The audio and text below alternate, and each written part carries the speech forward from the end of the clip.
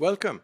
In this module, we'll talk about ISMS as the leading information security governance framework globally, the top one, most used certified standard across the globe. Now, ISO 27001:2013, more commonly known as ISMS, specifies the requirements for establishing, implementing, maintaining, and continually improving an information security management system. Has 10 short clauses in the beginning as mandatory clauses and then a long annexure. And here's a little bit of detail.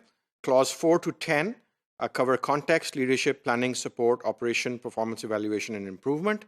And then moving on, we have the after the mandatory clauses, we have the discretionary controls, which is about 14 sections, and there are total 113 controls. And this is really the meat, which a lot of consultants and information security professionals use because it's a great reference. It's a great structure. Each of these sections, like A5, Information Security Policy, A6, Organization of Information Security, this appendix forms a great checklist for all types of people who want to implement a project or an activity in information security. Now, the merits of 27001 are an exceptional framework with comprehensive coverage of mandatory requirements, clauses 4 to 10, and discretionary controls, which is the entire appendix.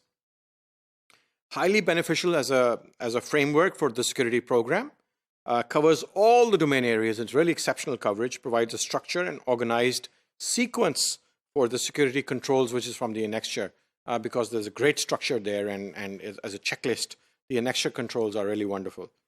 And it complements the security transformation model as it serves as a reference and guideline for activities and controls. And by the way, the sister control framework 27002, this is 27001, but 27002 actually gives you tips on how to do it.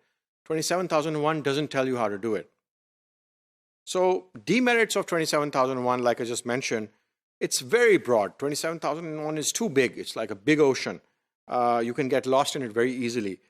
It's a generic framework. It leaves it to the organization how to implement the measures and controls. It doesn't tell you how to implement them, it just tells you what to do. For example, it will tell you to do vulnerability management. It doesn't tell you how to do it.